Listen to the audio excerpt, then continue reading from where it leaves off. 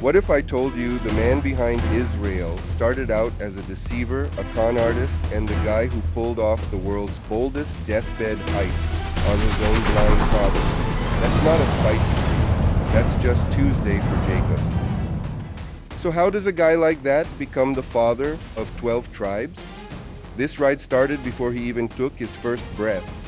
You'll definitely learn something here. These are the types of content I create. If you're interested, be sure to subscribe so you don't miss upcoming videos. Born grabbing, Jacob literally arrived in this world, holding on to his twin brother's heel.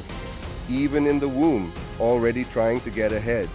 His name literally translates to he grasps or he deceives, which is just truth in advertising. His twin Esau, older by mere minutes, was the rugged outdoorsman type. Jacob was the homebody who stayed close to the tents, quietly plotting his next move.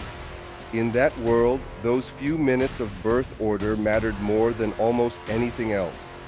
The firstborn got double inheritance, family leadership, and the spiritual blessing. Esau had the whole jackpot handed to him purely by showing up first. So what's a younger brother with zero legal standing supposed to do about a rigged system? He doesn't play fair. He waits for hunger to do the dirty work for him.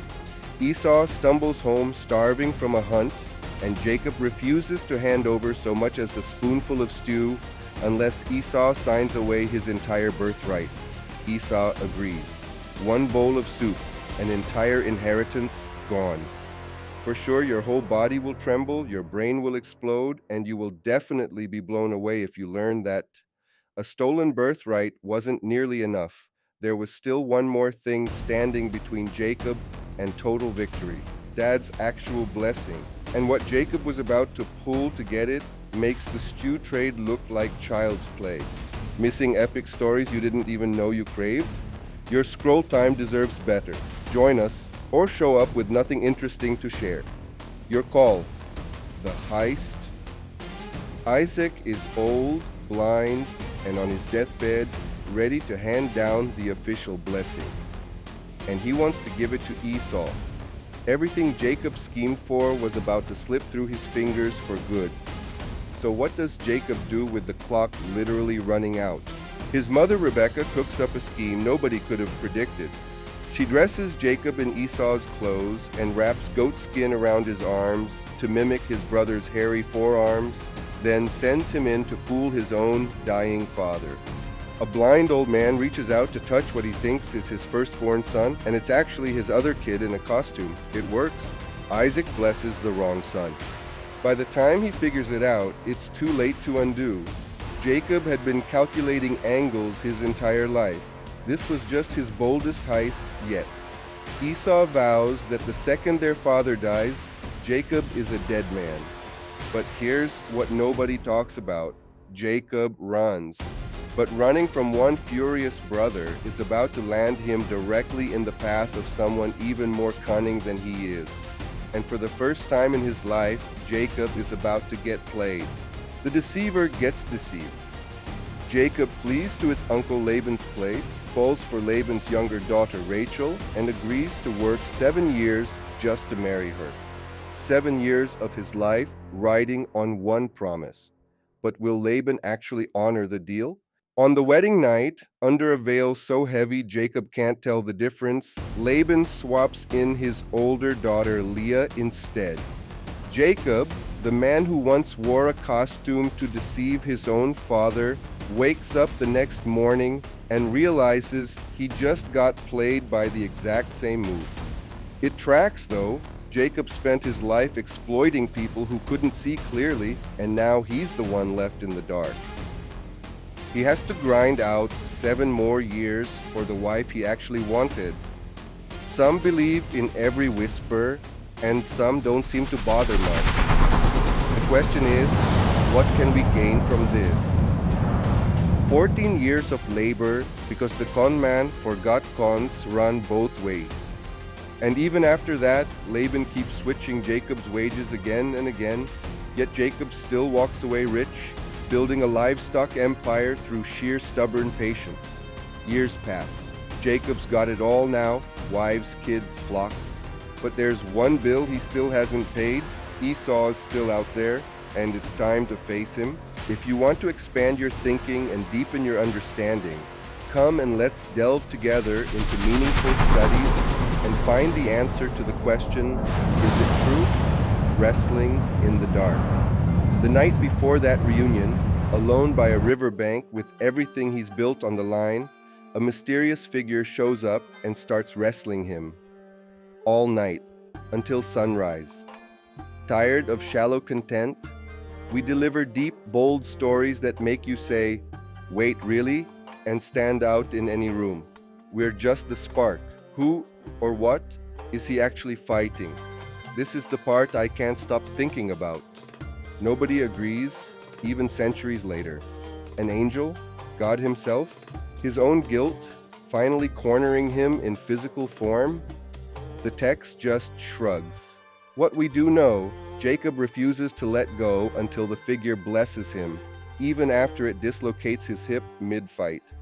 A man who spent his whole life refusing to release an advantage was never going to let go of this one either. He limps away with a permanent injury and a brand new name, not Jacob, the heel grabber, the one who outmaneuvers, or he who ceases, but Israel. He struggles with God. Turns out, you don't always get transformed by winning. Sometimes you get transformed by refusing to let go, even while you're clearly losing. The next day, braced for a war, Jacob gets a hug instead. Esau embraces him, no ambush, no grudge. But peace with Esau didn't mean peace at home, because Jacob was about to make the exact same mistake his own parents made with him. Skip the flashy clickbait. Stay here for epic deep dive stories that actually hook you, not empty clips you'll regret scrolling. The cost of favorites. Jacob loves his son Joseph more than all his other kids combined and gifts him a coat so extra it basically doubles as a public announcement of favoritism. His other sons are seething, and Jacob has no clue what that jealousy is about to cost him. What happens when one kid gets loved way more than all the others? His sons sell Joseph into slavery and tell their father he's dead. Brutal, but it checks out. Favoritism shaped Jacob's entire life from birth. He's just running the only playbook he's ever known, straight into his own children's lives. Just go ahead and check it out. What's the worst that could happen, right? Don't be a chicken. There's also a darker beat worth pausing on. When his daughter Dinah is assaulted, Jacob goes uncomfortably silent. His sons, Simeon and Levi, don't stay silent. They wipe out an entire city in revenge. And Jacob condemns that violence even on his deathbed years later. Was his silence about protecting the family or something far less flattering? The story never lets him off the hook either way. Unlock conversation cheat code stories that turn you into the MVP at every hangout. Think secret menu content for people in the know. Jacob mourns Joseph for years, convinced his favorite son is gone for good. But the story's not over. Joseph's alive, quietly climbing to power in Egypt. And the reunion coming is about to flip everything Jacob thought he understood about loss. Oh, buckle up. If you don't get this, you could be staring at a pile of gold, and there you are, thinking it's just some fancy copper. The man who couldn't stop running. They finally reunite in Jacob's old age. He dies in Egypt at 147, handing out prophetic blessings to each of his 12 sons before he goes. Judah gets the promise of kingship.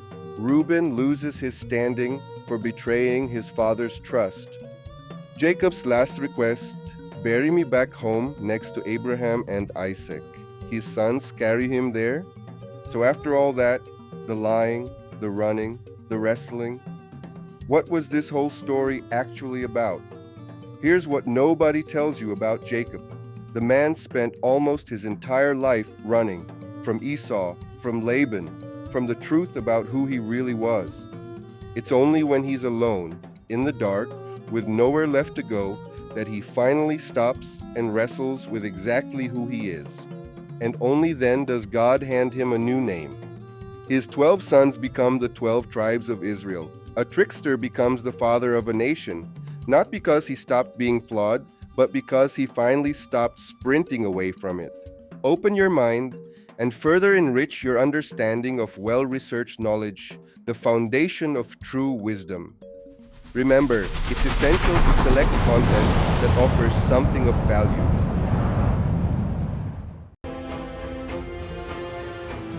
As it's been said, whoever fights with monsters should see to it that he does not become a monster. Jacob fought his whole life with his brother, his father-in-law, even with the angel of the Lord. But in the end, it wasn't the deception that defined him. It was the wrestling and not giving up.